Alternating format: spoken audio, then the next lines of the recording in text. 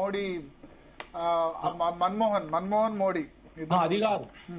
రేవంత్ రెడ్డి గారు first speech ఇచ్చినప్పుడు మోడీని గెలికిండి. ఏం గెలికిండంటే ఇది కేంద్ర ప్రభుత్వ ప్రోగ్రాం కాదు, ఇది అభివృద్ధికి సంబంధించిన ప్రోగ్రామ్స్ అని మాట్లాడాడు. ఫస్ట్ వర్డ్ మీరు చూడండి. మాట్లాడిన తర్వాత మాట్లాడుతూ మధ్యలో ఏమన్నాడంటే నేను రాజకీయాలు మాట్లాడడం లేదు, డెవలప్మెంట్ గురించే మాట్లాడుతున్నాను మాట్లాడి తనకు కొన్ని కావాల్సిన ఇప్పుడు ఇస్తున్న ప్రాజెక్టుల గురించి మాట్లాడకుండా తనకు కావాల్సిన కొన్ని డిమాండ్స్ అవి మాట్లాడేందుకు అక్కడితో స్పీచ్ బ్రాడ్గా చెప్తున్నా అయిపోయింది. నరేంద్ర మోడీ గారు మాట్లాడినప్పుడు ఎందుకు ఒప్పుకుంటాడు ఆయన మాట్లాడిన దాని మీద?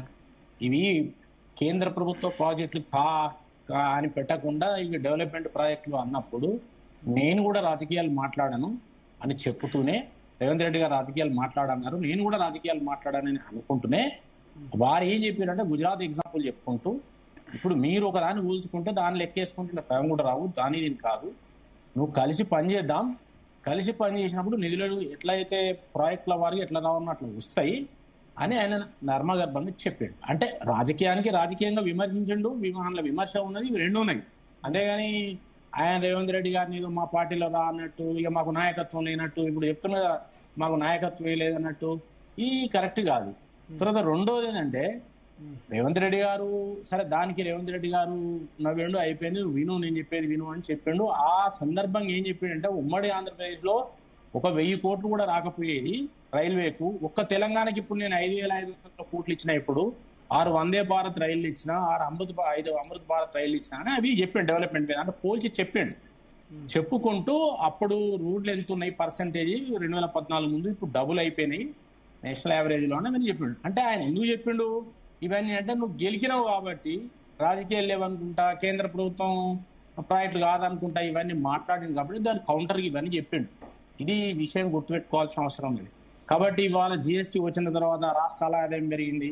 ఇప్పుడు బ్రదర్ చెప్తున్నాడు మీరు ఉన్నప్పుడు 32% 14 వరకు ఇచ్చింది, మోడీ వచ్చినాక 42% ఇచ్చింది. 42% ఏడమే కాదు, టోటల్ పార్లమెంట్ లో బడ్జెట్ సమావేశాలు అరుణ్ జైట్లీ చెప్పిండు రాష్ట్రాలకు ఇచ్చేది 74% ఇద్దాం. అంటే ఈ యొక్క ట్యాక్స్ డెవల్యూషనే కాకుండా కేంద్ర ప్రభుత్వ ప్రాజెక్ట్ కానీ, నేషనల్ డెవలప్మెంట్ రైల్వేస్ కానీ, ఎడ్యుకేషన్ కానీ, రూట్స్ కానీ, ఇంకా గ్రాంట్స్ కానీ అన్ని కలిపి 74% పైన మేము ఇస్తున్నాము, కేంద్రం నుంచి రాష్ట్రానికి పోతున్నాయి అని ఇవన్నీ క్లియర్ గా చెప్పింది. బడ్జెట్ రికార్డు ఉన్నది.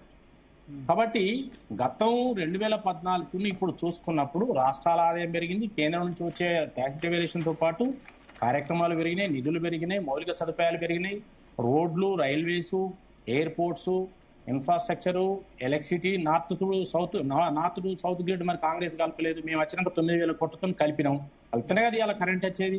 అంటే మాట్లాడితే ఎట్లా అయింది, అప్పుడు వచ్చిందా? మరి ఈ రోజు మేము వచ్చినాకనే కదా. ఆ రోజు అప్పటి తెలంగాణ ముఖ్యమంత్రి కూడా పోయి ఎరువుల ఫ్యాక్టరీ ఇచ్చినాము కదా, 4,000 మెగావాట్ల థర్మల్ పవర్ ప్రాజెక్ట్ ఇచ్చినాం, అలా ఒక యూనిట్ అయింది, ఇంకో యూనిట్ రెడీ ఉన్నది. ఇప్పుడు అట్లా ఎక్కువ చెప్పుకుంటా పోతే ఇప్పుడు మీరు ఇన్ని రోజులు బీజేపీ ఇచ్చిన తెలంగాణ వచ్చినప్పుడు కోచ్ ఫ్యాక్టరీ, అంతకుముందు కోచ్ ఫ్యాక్టరీ అన్నప్పుడు కోచ్ ఫ్యాక్టరీ ఇచ్చిండ్రు, టెక్స్టైల్ పార్క్ ఇచ్చిండ్రు, గిరిజన యూనివర్సిటీ ఇచ్చిండ్రు, ఏవి ఇచ్చినా వాడి గురించి ఏం మాట్లాడరు. మేము ఇచ్చిన పైసలు అంటే రాష్ట్ర ప్రభుత్వాలు మీ వైఫల్యాన్ని కప్పుకున్నందుకు మీ అప్పుల పాలై మీరు డెవలప్మెంట్ మీరు ఇచ్చిన హామీలు నెరవేర్చలే కదా ఏమైనా కేంద్రం మీద పడతారు. ఏ రాష్ట్రమైనా సమర్థవంతంగా తన పరిపాలించే శక్తి ఉంటే కేంద్రాన్ని విమర్శించారు. కేంద్రం నుంచి రొటీన్ వచ్చేటి వస్తాయి.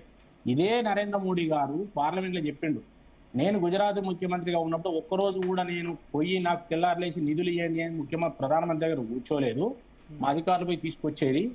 నేను నా రాష్ట్రంలో ఎట్లా పెట్టుబడులు కావాలి, ఎట్లా డెవలప్మెంట్ కావాలని ప్లాన్ చేసుకున్నా. నేను నా స్టేట్ ను డెవలప్ చేస్తే దేశానికి కూడా డెవలప్ చేసినట్టు అవుతుందని అందులో ఒక భాగం కాబట్టి నేను చేసుకున్నా.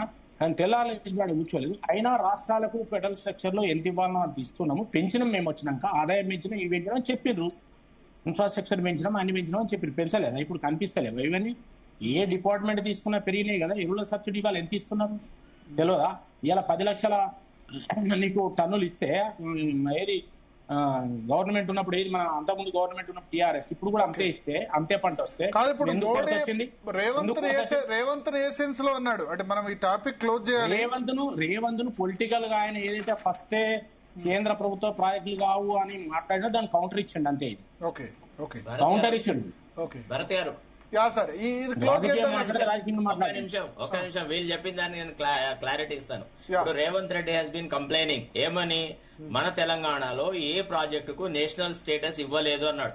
పాలమూరు రంగారెడ్డికి నేషనల్ స్టేటస్ అడిగినాడా? అడగలేదు సార్, అడిగినాం సార్, మీరు మళ్ళీ మాట్లాడుతున్నారు. అడగలేదని చెప్పింది ఎవరు? ఆగండి. అరే మీరు వచ్చినే మాట్లాడు, బట్టగాల్చి మీద వేస్తానికి ఉన్నారు మీరు ఒకరు. ఎవరు అడగలేదు?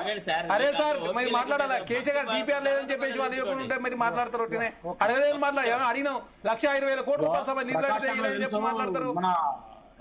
మన భరత్ గారు, ఇరిగేషన్ ప్రాజెక్టులలో నీకు లిఫ్ట్ ఇరిగేషన్ ప్రాజెక్టులో కేంద్రం ఎక్కడ కూడా పుట్టిగానే బట్టగాల్చి మీదే. అది ఒకవేళ నాకంటే ఎక్కువ ప్రకాష్ గారికి తెలుసు, ఇరిగేషన్ ప్రాజెక్ట్ కావాలంటే దాని విధి విధానాలు వేరే ఉన్నాయి, దాని ప్రొసీడింగ్స్ వేరే ఉన్నాయి. దాన్ని మొదలు కూడా పెట్టకుండా ఆ పద్ధతిలో పోకుండా వచ్చి ఉట్టికనే మొదలు పెట్టుకుని కేంద్రాన్ని విమర్శించడం అది కరెక్ట్ కాదు. ఓకే, నెక్స్ట్ అంటే మోడీ దానిలోనే ఇంకొక అంశం చర్చించాలి, చంద్రబాబు పవన్ కళ్యాణ్ తో మీటింగ్ గురించి. శరత్ గారు మీరు 1 minute ఒకటే నిమిషం సార్, వాళ్ళ దానికి జవాబు ఇస్తాను నేను, తర్వాత మనం మిగతా విషయాలు పోదాం సార్. ఇప్పుడు ఫైనాన్షియల్ సపోర్ట్ గురించి మాట్లాడినప్పుడు ముఖ్యమంత్రి ఏం చేయాలి sir? What are the important problems facing the state లో ఒక రిప్రజెంటేషన్ లాంటి తయారు చేసి, these are our main issues, these are not being resolved despite my regular visits to central ministers అని చెప్పుకోవాలి కదా. ప్రతి నెల ఒక 3-4 సార్లన్నా ఢిల్లీకి పోయి కేంద్ర మంత్రులను కలుస్తున్నా my request are falling on deaf ears అని చెప్పుకోవాలా వద్దా? పక్కకున్న ఆంధ్రప్రదేశ్ తో పోల్చుకోవాలా? ఇవాళ పోల్చుకోదలుచుకుంటే గుజరాత్ తో కాదు, ఆంధ్రప్రదేశ్ కి ఎన్ని నిధులు వస్తున్నాయి, తెలంగాణకి ఎన్ని నిధులు వస్తున్నాయి, ఉమ్మడి ఆంధ్రప్రదేశ్ లో ఎట్లా ఉండింది పరిస్థితి, ఇప్పుడు ఎట్లా ఉంది అని మాట్లాడతాడా? ఎప్పుడో గుజరాత్ లో ఆయన ముఖ్యమంత్రిగా ఉన్న రోజుల పరిస్థితిని దృష్టిలో పెట్టుకొని మాట్లాడము, ఇదంతా షార్ట్ సైటెడ్నెస్. తర్వాత రెండోది ఏంటంటే, నగేష్ గారు కూడా you will both save the fact, regional parties general గా నేషనల్ పార్టీస్ ను తిట్టకుంటే వాళ్ళ మనుగడే ఉండదన్నమాట. కాబట్టి వీళ్ళు ఇట్లనే ఎన్టీ రామారావు కూడా లేనిపోని అన్ని వ్యవహారాలు చేసేవాడు. అక్కడ చీఫ్ మినిస్టర్స్ కాన్ఫరెన్స్ ఉంటే దాన్ని బైకాట్ చేసేసి ఇక్కడికి వచ్చినాడు. ఇట్లా వీళ్ళ ఈ వ్యవహారాలన్నీ నడుస్తుంటాయి అన్నమాట. తర్వాత రెండోది సార్, ఫెర్టిలైజర్ స్కేర్సిటీ ఉంది ఇవాళ స్టేట్ లో ఉంది.